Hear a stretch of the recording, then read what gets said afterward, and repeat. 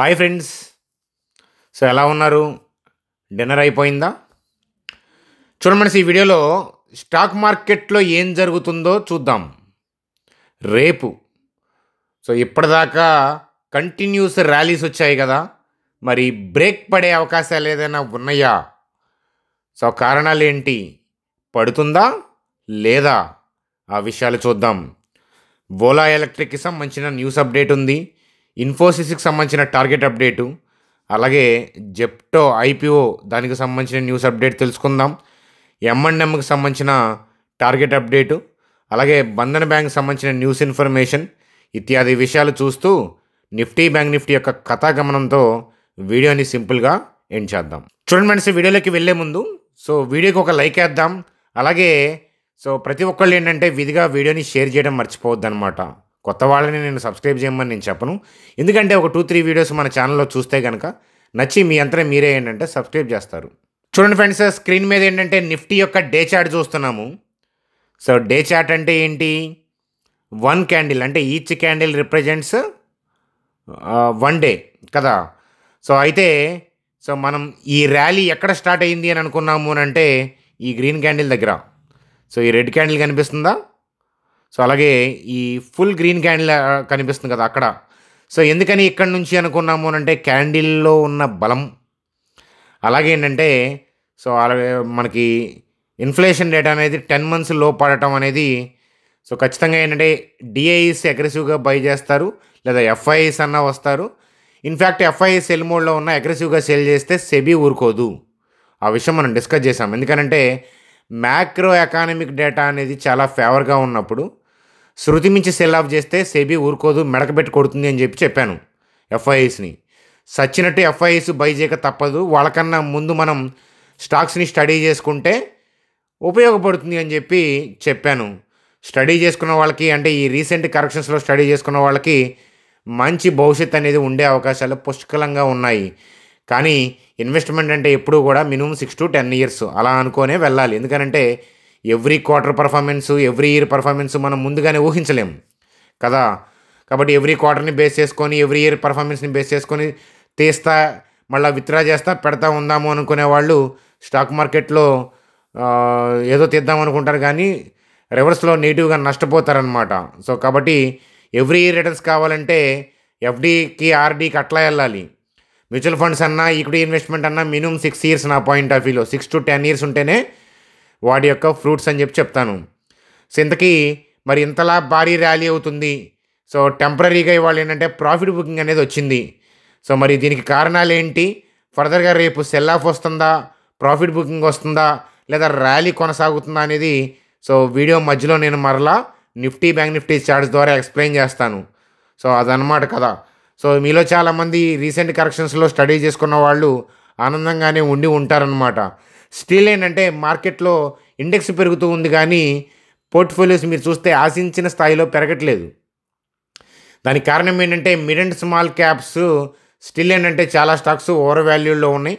అవి ఏంటంటే ఒకవేళ రీట్రేస్మెంట్ మళ్ళీ నిఫ్టీ వస్తే కనుక అవి మరింత వాల్యుయేషన్ కట్ అయ్యే అవకాశాలు ఉన్నాయి. అంటే స్టిల్ ఏంటంటే స్టాక్ మార్కెట్లో ఇన్వెస్ట్మెంట్కి mid and small caps point of వ్యూలో భారీ అవకాశాలు ఇంకా పెండింగ్లోనే ఉన్నాయి, జాగ్రత్తగా చూసుకునే వాళ్ళకి అని మరొకసారి చెప్తాను. చూడమని స్టాక్ మార్కెట్లో 10,000తో కూడా స్టాక్ మార్కెట్లో ఇన్వెస్ట్మెంట్ చేసుకోవచ్చు.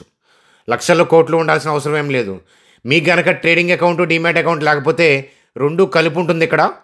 మీరు లింక్ క్లిక్ చేస్తే ఏంజల్ ఇలా ఓపెన్ అవుతుంది. మొబైల్ నెంబర్ ఎంటర్ చేసి ఓటీపీ ఎంటర్ చేస్తే 10 minutesలో అకౌంట్ ఓపెన్ అవుతుంది. ఏంజల్ 1 మీరు చూస్తున్నారు కదా, ఐపీఎల్ వెనకాల బోర్డింగ్ ఉంటుంది చూడండి, 4 board దగ్గర. మీరు ఏంజల్ 1 కూడా చూస్తూ ఉంటారు. వీళ్ళు పర్ ట్రేడ్ 20 rupees మాత్రమే ఛార్జ్ చేస్తారు. అలాగే గోల్డ్ బాండ్స్, మ్యూచువల్ ఫండ్స్ ఇట్లాంటి వాటిలన్నింటిలో కూడా ఇన్వెస్ట్మెంట్ చేసుకోవచ్చు. ఎందుకంటే ఏఎంసీ బిజినెస్లో కూడా వచ్చారు వీళ్ళు మనకి గత కొద్ది సంవత్సరాలుగా. కాబట్టి మీరు అకౌంట్ ఓపెన్ చేసి క్రియేట్ చేసిన ఐడిని మా టీం నెంబరు కింద ప్రొవైడ్ చేయడం జరిగింది. మా టీం నెంబర్కి వాట్సాప్ చేయండి. చేస్తే ఏంటంటే మీకు ఏదైనా వెబినార్లు ఉంటే వాళ్ళు ఏదన్నా ఇన్ఫామ్ చేస్తే మీకు నేను ఇన్ఫామ్ చేస్తాను. అలాగే ఏదైనా ఎడ్యుకేషనల్గా మీకు ఏదైనా క్యాండిల్ స్టిక్స్ అట్లాంటివి ఏదైనా నేర్పాలి అని అంటే కూడా మీకు వెబినార్ల ద్వారా అప్పుడప్పుడు గైడ్ చేయడం అనేది జరుగుతుందన్నమాట. కాబట్టి మీరు చేయాల్సిందల్లా అకౌంట్ ఓపెన్ చేసి క్రియేట్ చేసిన ఐడిని మా టీం నెంబర్కి వాట్సాప్ చేయండి చాలు. చూడండి ఫ్రెండ్స్, అలాగే జెప్టో త్వరలో ఐపీఓలోకి. అలాగే ఏంటంటే సో చూడండి ఫ్రెండ్స్, జెప్టో మీకు తెలుసు కదా, ఇప్పుడు ట్రెండింగ్ ఎవరు అంటే అసలు 10 మినిట్స్ డెలివరీ అనే కాన్సెప్ట్ తీసుకొచ్చింది జెప్టో. మనకి డీమార్ట్ ఇట్లాంటివి పడిపోవటానికి, అలాగే హెవీ కాంపిటీషన్ జొమాటోకి స్విగ్గీకి ఎవరు అంటే జెప్టో అని చెప్పచ్చు. జెప్టో ట్రెండ్ చేంజర్, అందులో డౌటే లేదు. కోవిడ్ దగ్గర నుంచి స్లోగా వాళ్ళు ఏంటంటే మంచి థాట్స్ ఇంప్లిమెంట్ చేసుకుంటూ 10 మినిట్స్ డెలివరీతో అనే కాన్సెప్ట్తో ఇప్పుడు ట్రెండింగ్లో దూసుకుపోతూ ఉంది. మీరు హైదరాబాద్ ఇట్లాంటి ఏరియాల్లో ఉండేవాళ్ళు, మెట్రో ఏరియాలో ఉండేవాళ్ళు జెప్టోని వాడుతూ ఉంటుంటారు. మీలో ఎవరైనా జెప్టో వాడుతూ ఉంటే కామెంట్ సెక్షన్లో కామెంట్ చేయండి అని చెప్పి చెప్తాను. సో ఇప్పుడు ఏంటంటే ఇక్కడ న్యూస్ అప్డేట్ ఏంటి అని అంటే secondary sale ahead of IPO. దానికన్నా ముందు ఏంటంటే $250 మిలియన్ ఏంటంటే వాళ్ళు అమ్మకానికి చూస్తున్నారనమాట. దాంతో టాక్స్ అంటే మోతీలాల్ ఓస్ వాళ్ళు, ఎడిల్వైజ్ ఫైనాన్షియల్ సర్వీసెస్ వాళ్ళతో ఏంటంటే టాక్స్ జరుగుతూ ఉన్నాయి. సో అది జెప్టో నుంచి న్యూస్ అప్డేట్గా చూడొచ్చు అనమాట. ఫ్రెండ్స్, అలాగే జెఫ్రీస్ వాళ్ళు ఏంటంటే ఇన్ఫోసిస్కి సంబంధించి బై అని చెప్తూ, సో కానీ టార్గెట్ ప్రైస్ని మాత్రం ఏంటంటే కట్ చేశారనమాట 15%. సరే, ఎందుకనంటే US macro economics things weaken అవుతున్నాయి అనే పాయింట్ ఆఫ్ వ్యూలో, వీటి వల్ల ఏంటంటే కన్సర్న్స్ ఉన్నాయి అనే పాయింట్ ఆఫ్ వ్యూలో ఐటీ స్టాక్స్ ఇంకా ఏంటంటే అనుకున్న స్థాయిలో మనకి అందుకోవట్లేదు. నిఫ్టీ ఊపు అందుకున్నా కూడా ఐటీ స్టాక్స్లో ఆశించిన స్థాయిలో లేకపోవడం కారణం ఏంటంటే యుఎస్ మార్కెట్స్కి సంబంధించిన వర్రీస్. వాళ్ళు టార్గెట్స్ అలాగే కట్ చేస్తూ ఉంటారు, కానీ చాలా డిస్కౌంట్ అయినాయి టీసీఎస్ కానీ, ఇన్ఫోసిస్ కానీ, హెచ్సిఎల్ కానీ. మీరు జాగ్రత్తగా మీ ఫైనాన్షియల్ అడ్వైజర్ని కలిసి ఒకసారి ఆలోచించండి అని చెప్తాను. ఇన్వెస్ట్మెంట్ స్టడీ పాయింట్ ఆఫ్ వ్యూలో ఇలాంటి టార్గెట్ ప్రైజులు ఇస్తుంటారు, వాళ్ళే పెంచుతూ ఉంటారు, వాళ్ళే కట్ చేస్తూ ఉంటారు. కానీ so 6 years studies point of వ్యూలో చూసే వాళ్ళకి చాలా మంచి జరుగుతుంది stock market point of view investment studies అని చెప్తాను.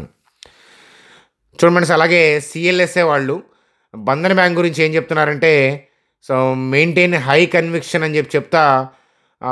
చూడండి, ఇక్కడ టార్గెట్ ప్రైస్గా 220 అని చెప్తున్నారు. సో ఇక్కడ కారణాలు చూడండి, ఇక్కడ MDs key priorities are to increase share of secured assets by financial year 27 అనమాట. అంటే వాళ్ళ టార్గెట్ ఏంటో చూసి దాన్ని బట్టి ఆ టార్గెట్ ప్రైస్ ఇస్తున్నారు. సో ఇవి చూడండి, అంతేగాని కప్ అండ్ హ్యాండిల్ బ్రేక్అవుట్ వచ్చింది, ఈ రెసిస్టెన్స్ దాటితే 220కి వెళ్తుంది, అట్లాంటి టార్గెట్స్ ఎవరు కూడా ఏ రేటింగ్ ఏజెన్సీ, ఏ బ్రోకింగ్ కంపెనీ మాట్లాడదు. టెక్నికల్ థింగ్సే మాట్లాడతారు. కాబట్టి ఏంటంటే మనం పాయింటర్స్ చదవాలి, చాలా ఇంపార్టెంట్ అని చెప్తాను. బంధన్ బ్యాంక్తో మన అనుబంధం అనేది కొనసాగుతుంది. అంటే మనం డిస్కస్ చేసుకుంటూ స్టడీ చేసుకుంటూ ఉంటాం బంధన్ బ్యాంక్ని భవిష్యత్తులో కూడా. చూడండి ఫ్రెండ్స్, అలాగే M&Mకి సంబంధించి జేఎం ఫైనాన్స్ వాళ్ళు ఏంటంటే డౌన్ గ్రేడ్ చేశారనమాట. సో దానికి సంబంధించిన అప్డేట్ కనిపిస్తూ ఉంది. ఎందుకంటే సో దానికి కారణం ఏంటి అని అంటే పీవీ సెగ్మెంట్లో డిమాండ్ తగ్గిందని ఇలాంటివి కనిపిస్తూ ఉన్నాయి. ఇక్కడ చూడండి, ఇవన్నీ కూడా ఏంటంటే ఎస్ఈవి సెగ్మెంట్ డౌన్ అయింది, పీవీ సెగ్మెంట్ డౌన్ అయింది, ఇట్లాంటివి చూడండి 1 to 2 quarters అలా ఉంటాయి, మళ్ళీ అందుకుంటూ ఉంటాయి.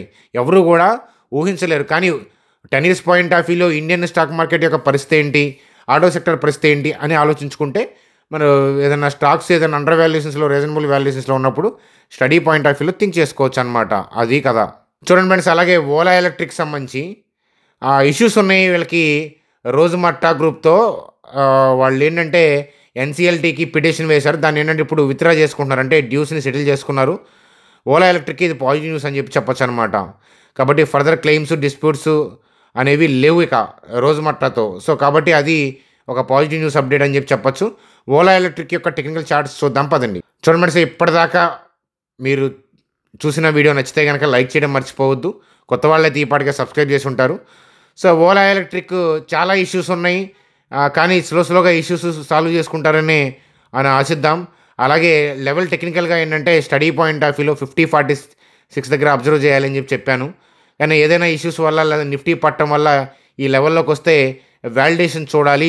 ఈ లెవెల్లో ఎలా హిట్ అవుతుంది, ఇక్కడ బయర్ యాక్టివేట్ అవుతున్నాడా లేదా ఎఫ్ఐఎస్ అనేది మనం చూస్తాం అనమాట. ఎఫ్ఐ కావచ్చు, డిఐ కావచ్చు. కాబట్టి ఈ 50-46 అనేది కీ లెవెల్ కాబోతుంది. ఇక్కడ నుంచి ఈ లెవెల్ని బేస్ చేసుకొని ఓలా ఎలక్ట్రిక్లో ర్యాలీ రావచ్చు, రికవరీ వైపు వెళ్ళే అవకాశాలు ఉన్నాయి coming days, coming quarters, coming years అని చెప్తాను. చూడండి ఫ్రెండ్స్, బ్యాంక్ నిఫ్టీ గురించి చూసే ముందు సో రేపటి మార్కెట్ ఏంటి చూడండి ఫ్రెండ్స్, ట్రెండ్ ఏంటి చూడండి. ఫస్ట్ ట్రెండ్ ఏంటి, trend in the sense broad view of the stock market. Broad view అంటే ఏంటి? మార్కెట్ ఎటు పోవాలని చూస్తుంది, ఓవరాల్గా పైకి వెళ్ళాలని చూస్తుంది, రేపు ఎటు పోవాలని చూస్తుంది అనేది ఎప్పుడు కూడా అలా చూసారంటే ఫెయిల్యూర్ అవుతారు స్టాక్ మార్కెట్లో. బిగ్గెస్ట్ ఫెయిల్యూర్ ఎగ్జాక్ట్గా టుమారో ఏంటి అని ప్రిడిక్ట్ చేస్తే biggest failure in stock market, అందులో డౌటే లేదు. మీ అకౌంట్ గొల్ల అయిపోయి ఉంటుంది ఆల్రెడీ. కాబట్టి గుర్తుపెట్టుకోండి, ట్రెండ్ ఏంటి అనేది చూడండి. ఫస్ట్ చూడాల్సింది ట్రెండ్ ఏంటి, మార్కెట్ యొక్క ట్రెండ్ ఏంటి, లేదా బ్రాడ్ వ్యూ ఏంటి. ట్రెండ్ అన్నా బ్రాడ్ వ్యూ అన్నా ఒకటే, అప్. ఎందుకని అప్లో ఉంది? సో సిపిఐ డేటా పాజిటివ్ పడ్డ తర్వాత సో ఇన్వెస్టర్స్కి కాన్ఫిడెన్స్ వచ్చింది. ఎఫ్ఐఎస్ కావచ్చు, డిఐఎస్ కావచ్చు, వాళ్ళ వాళ్ళ డేటా మనం చూడాల్సిన అవసరం. ఇద్దరు కలిపి మార్కెట్ని ఎటు తీసుకుపోతున్నారు అనేది ఇంపార్టెంట్. ఒకళ్ళు సెల్ చేయొచ్చు ఒకరోజు, ఒకళ్ళు బై చేయొచ్చు, ఏదైనా కానీ మార్కెట్ యొక్క డైరెక్షన్ అయితే కనుక పైకి ఇలా గ్యాప్తో వెళ్తుందంటే అప్ ట్రెండ్, అందులో డౌటే లేదు. చూడండి ఇక్కడ ఇంతలా గ్యాప్ ప్రీవియస్ క్లోజింగ్ ఏరియాకి కూడా రాకుండా వెళ్తుంది మార్కెట్. ఒకసారి ఏదో గ్యాప్ అప్ పడితే అది వేరే, కానీ సో ఇంతలా గ్యాప్లు పడతా వెళ్తుందంటే అప్ ట్రెండ్. చూడండి ఇలా గ్యాప్ డౌన్స్ పడతా, కంటిన్యూగా గ్యాప్ డౌన్లు పడుతున్నాయి అంటే అది డౌన్ ట్రెండ్ కదా. సో అప్ ట్రెండ్కి వ్యాలిడ్ రీజన్ ఉందా లేదా, న్యూస్ కూడా సపోర్ట్ చేయాలి. ఒక 2-3-4 months అలా కంటిన్యూగా ఓవరాల్గా డౌన్ ట్రెండ్ నడిచింది కదా, కానీ మార్కెట్ పైకి వెళ్ళాలంటే వ్యాలిడ్ రీజన్ కూడా మనం చూడాలి. బలంగా ముందుకెళ్తుంది కదా అని అనుకుంటే ఒకసారి షార్ట్ కవరింగ్ అవ్వచ్చు, కానీ బలమైన రీజన్ ఏంటంటే 7 months లో పడింది సిపిఐ డేటా. అది ఆర్బీఐ ఫర్దర్గా రేట్ కట్ చేయడానికి దోహదపడుతుంది.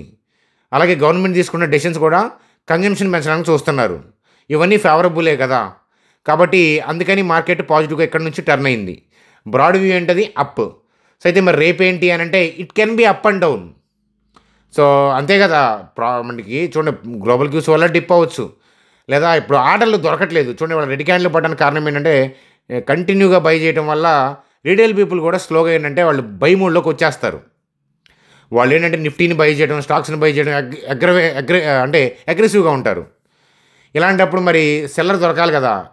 డైలీ బై చేయడం ఏ మ్యూచువల్ ఫండ్కి, ఏ ఇన్స్టిట్యూషనల్ ప్లేయర్కి సాధ్యం కాదు. ఎందుకనంటే డైలీ బై చేసుకుంటే వెళ్తుంటే మార్కెట్ పైకి వెళ్తుంది. ఒక పాయింట్కి వెళ్ళినాక రీటైల్ పీపుల్ ఏంటంటే సెల్ చేయడం ఆపేస్తారు, వాళ్ళు కూడా బై చేయడం స్టార్ట్ చేస్తారు. మరి ఒకళ్ళు బై చేస్తే ఇంకొకళ్ళు సెల్ చేస్తేనే కదా ట్రాన్సాక్షన్ జరిగేది. ఇప్పుడు ఊర్లో పొలం రేటు ఉంది అబ్బాయి, 40 కాదు 60 ఉంది ఇప్పుడు, కానీ అమ్మేవాడు లేడు, కొనేవాడు లేడు. అట్లా అవుద్ది మార్కెట్ పరిస్థితి కూడా. అందువల్ల ఏంటంటే ఆర్డర్లు దొరకనప్పుడు కొద్దిగా వాళ్ళు కొనుక్కుంటా వెళ్ళారు కదా. సపోజ్ ఇక్కడ 10,000 కోట్లు ఇలా పెట్టారనుకుందాం, లేదా ఒక 5,000 కోట్లు ఇలా బై చేసుకుంటా వెళ్ళారనుకుందాం. ఇండెక్స్లో ఒక 1000 కోట్లు సంథింగ్ ఏంటంటే ప్రాఫిట్ బుకింగ్ చేసుకునే అవకాశం ఉంది. నువ్వు ప్రాఫిట్ బుకింగ్ చేసుకుంటా అని అన్నావు కాబట్టి నేను రేపొద్దున పుట్టు తీసుకుంటాను, అకౌంట్ పగిలిపోద్ది, అందులో డౌటే లేదు. అలా చేయకూడదు. ఎందుకనంటే బ్రాడ్ వ్యూ అప్ అన్నప్పుడు ఏదైనా డిప్ వస్తే ఎక్కడి నుంచి రివర్స్ అవుతుందో అది చూసుకోవాలి తప్ప, అంతేగాని డిప్ వస్తుంది ఇది రెసిస్టెన్స్ అది రెసిస్టెన్స్ అని చెప్పి పడిపోతుంది అనే పాయింట్ ఆఫ్ వ్యూలో మీరు పుట్ ఆప్షన్ తీసుకుంటే ఏంటంటే ఇంట్రాడే డిప్ ఇచ్చినట్టే ఇచ్చి ర్యాలీ అవ్వచ్చు, లేదా రేపొద్దున ఓపెన్ అయ్యి ఆర్డర్లు దొరికితే కొద్దిగా మనకి కొద్దిగా మూమెంట్ ఇనీషియల్గా డిప్ అయినా తర్వాత ర్యాలీ అయిపోవచ్చు. కాబట్టి అప్ ట్రెండ్ నడుస్తున్నప్పుడు డౌన్ సైడ్ గురించి థింక్ చేయకూడదు. మార్కెట్ పడుతుందిగా అప్పుడప్పుడు అంటే పడచ్చు, అది ప్రాఫిట్ బుకింగ్లో పడుతుంటాయి. కాబట్టి ఏంటంటే రీట్రేస్మెంట్ కోసం వెయిట్ చేయండి, కానీ రీట్రేస్మెంట్ వస్తుంది అని చెప్పి మీరు సెల్ కానీ వెళ్ళారంటే కనుక సో ఇంట్రాడేలోనే ప్రాఫిట్ బుకింగ్ అయ్యి ఒకసారి క్లోజింగ్ టైంకి మంచి ర్యాలీస్ వచ్చేస్తూ ఉంటాయి, నెక్స్ట్ డే మళ్ళీ గ్యాప్ అప్ అవుతుంది. కాబట్టి అప్ ట్రెండ్తో పెట్టుకోవద్దు, అర్థమవుతుందా? కాబట్టి రీట్రేస్మెంట్ వస్తే కనుక ఈ గ్యాప్ల నుంచి రివర్స్ అవుతుందో ఏమో, అప్పుడు ఏదైనా అవకాశం ఉంటుందేమో చూడొచ్చు. కానీ రీట్రేస్మెంట్ని ఊహించినా లేదా ఇక్కడ నుంచి కంటిన్యూగా ర్యాలీ అవుతుందని బై మోడ్లోకి వెళ్ళినా రెండు ఇబ్బందే.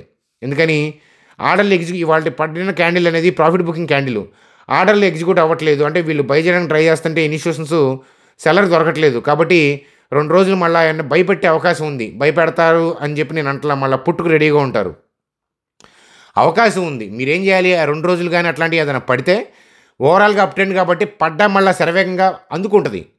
కాబట్టి రీట్రేస్మెంట్ అయిన తర్వాత మళ్ళీ టర్నింగ్ పాయింట్ని ఐడెంటిఫై చేసే ప్రయత్నం చేయండి. అంతేగాని నేను పుట్టు తీసుకుంటాను కాల్ తీసుకుంటాను అంటే పుట్టు తీసుకుంటే పుట్టిన దగ్గరికి వెళ్తాం, కాల్ తీసుకుంటే కాటికే ఫ్యూచర్ స్టేట్స్ పద్దాకా ఫ్యూచర్ లేకుండా పోతుంది. స్టాక్ మార్కెట్లో సామెత ఇది అనమాట. కాబట్టి నేను చెప్పింది అర్థం చేసుకోవడానికి ట్రై చేయండి. బ్రాడ్ వ్యూ ఏంటి అప్, మనం బై అండ్ డిప్స్ గురించే ఆలోచించాలి. ఎప్పుడు డిప్ వస్తుందో ఆలోచించాలన్నమాట. అది డిప్ రాకపోతే చూస్తూనే ఉండండి, టీవీ 3/3 అలా అనమాట. చూడండి సార్, నిఫ్టీ బ్యాంక్లో కూడా బ్యాంక్ నిఫ్టీలో కూడా గ్యాప్లు ఉన్నాయి. కాబట్టి రీట్రేస్మెంట్ కోసం వెయిట్ చేద్దామని చెప్పి చెప్తాను. రిట్రేస్మెంట్ కాస్త ఒక 1-2 డేస్ పడితేనే మళ్ళీ రిటైల్ పీపుల్ సెల్ మోడ్లోకి వెళ్తారు. ఈ ఇనిషియేషన్స్ బై మోడ్లోకి అగ్రెసివ్గా వెళ్ళడానికి మళ్ళీ ఛాన్స్ ఉంటుంది. ఇక్కడ నుంచి కంటిన్యూగా పైకి వెళ్ళదని నేను అంటలా, వెళ్ళొచ్చు, పాసిబిలిటీస్ అవి కూడా ఉంటాయి అప్ ట్రెండ్లో. కానీ ఏంటంటే ఆర్డర్లు దొరకట్లేదు కాబట్టి మనం న్యూట్రల్గా ఉండాల్సిన సందర్భం. న్యూట్రల్గా ఉండాల్సినప్పుడు ఆగాలి. అది పైకి వెళ్తే ఏంటి, కిందకి వెళ్తే ఏంటి, ఎవ్రీడే ట్రేడింగ్ పాసిబిలిటీ ఉంటుంది అనుకుంటే మాత్రం that is a foolish act అని చెప్తాను. కాబట్టి వెయిట్ అండ్ వాచింగ్ కూడా రేపు కమింగ్ డేస్లో రిట్రేస్మెంట్ వస్తే చూద్దామని చెప్తాను. సో మీ అభిప్రాయాలు కామెంట్ సెక్షన్లో తప్పక తెలియజేయండి. రేపటి వీడియోలో కలుద్దాం. Bye friends, good day.